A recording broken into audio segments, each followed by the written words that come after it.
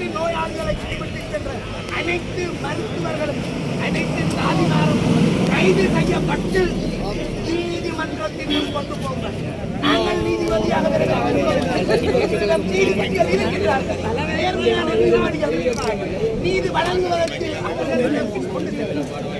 போலீசாரி, நீங்கள் எங்களை மக்களை காப்பாற்றுவதற்கு வந்திருக்கிறது.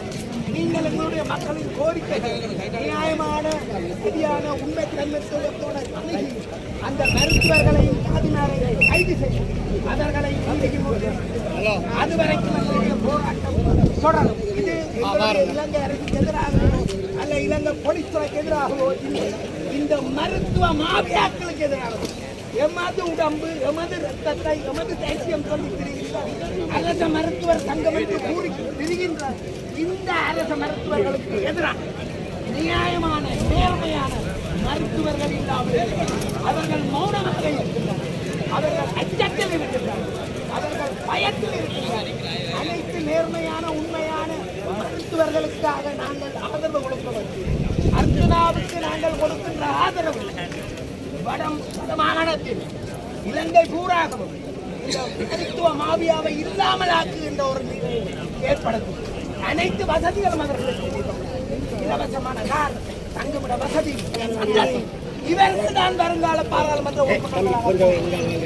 30-35 வயதுக்கு மேற்பட்ட எந்த ஒரு நபரும் வருங்காலத்தில் எந்த ஒரு அரசு பதவிக்கு எங்களை வருங்காலம் அர்ஜுனா போல 35-40 வயசு ஆளுமை அனைத்து பக்கத்திலும் உள்ள அனைத்து பகுதிகளிலும் உள்ள தலைவர்களை உருவாக்க வேண்டும். நாங்கள் வயசு கூட செத்துடுங்கள், நாங்கள் நாளைக்கோ நாளைக்கோ செத்துப்போம். சம்பந்தம் பாருங்க, சாகும் வரைக்கும் அந்த பதவியை பிடிச்சு வச்சிருந்தார். ஏன் அரச செலவுல போய் தான் அங்க இருக்கிறது. கடைசியில் அவற்றை செத்த வீட்டுக்கு போனவங்களை கூட அரசு செக் பண்ணித்தான் உங்களுக்கு. எவ்வளவு கேவலம்! எங்களுடைய தலைமைகள், எங்களுடைய முதல்வர்கள், மண்ணின் மைந்தர்கள் தங்களுடைய அற்புதமான உயிரை ஆகுதியாக்கி அவர்களுடைய ஆத்மா எங்களை சுத்தி சுத்தி வருகின்றது. எதிர்பார்ப்பு எங்களுடைய மக்களின் அவலங்கள் தீர்க்கப்பட வேண்டும், எங்களுடைய மக்களின் அறியாமை போக்கப்பட வேண்டும், எங்களுடைய மக்கள் அனைவரும் நல்ல கல்வி அறிவு போக்கப்பட வேண்டும். அனைத்தையும் ஆளுமையோடு பார்க்க எதிர்கொள்ளவில்லை சக்திகளாக எங்களோட தமிழ் தேச மக்கள் உருவாக வேண்டும். அதற்கு ஒரே ஒரு முன்னுதாரணமாக ஒரே ஒரு சக்தியாக நாங்கள் 35-35 இளைஞர்களை, வயதுள்ள இளைஞர்களை எங்கள் பாராளுமன்ற உறுப்பினர்களாக, எங்கள் அரசியல் பிரதிநிதிகளாக நாங்கள் வெளிக்கொணர வேண்டும். கட்சிகளை புறந்தள்ளுங்கள், கட்சி இல்லாத கட்சிகளை புறந்தள்ளினர்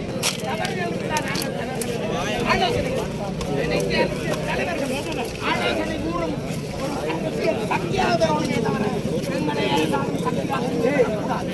வருங்கால அரசியல் தலைவர்களாக இந்த இடத்தில் 30-35 எங்களுடைய ஆளுமை AI டெக்னாலஜியில் வேலை செய்ய இரவு பகலாக 24 மணி நேரமும் வேலை செய்யவல்ல பலமுள்ள ஆக்கமுள்ள அறிவுள்ள எங்களோட சக்திகளை கொண்டு வந்தால் தலைவர்கள் எங்களோட நிற்பார்கள், எங்களோட கைகோப்பார்கள். இன்று எங்கே யாழ் மாவட்டத்தில் வடமாகாணம் தமிழ் தேசியம் பேசுகிற எங்கே செல்வம், எங்கே வினோ, எங்கே அனைவரும் இருந்தால் நீதி கிடைக்காதா? அர்த்தனாகாதா? ஆகும். அவர்கள் வந்து இங்கு குடியிருப்போம். நண்பன் ரவிராஜ் எங்களை விட்டு போய்விட்டார், கொல்லப்பட்டு விட்டார். இயலாத ஒரு பேசும் சக்தியற்ற ஒரு வலிமையற்ற ஒரு இனமாக அர்த்தளித்துக் கொண்டிருக்கின்றோம்.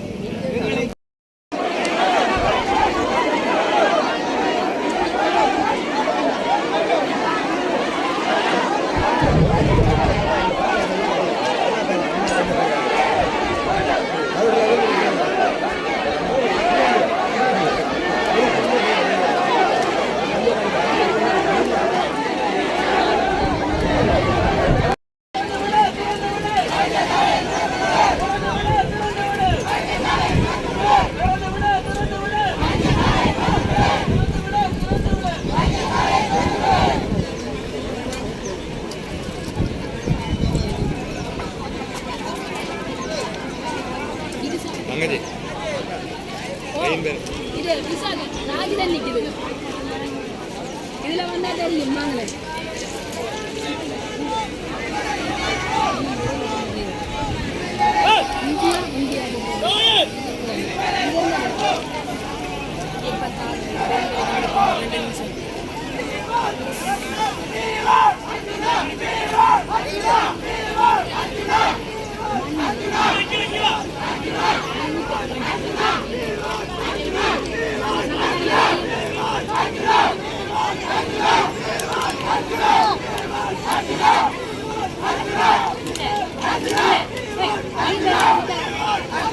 தெரியுது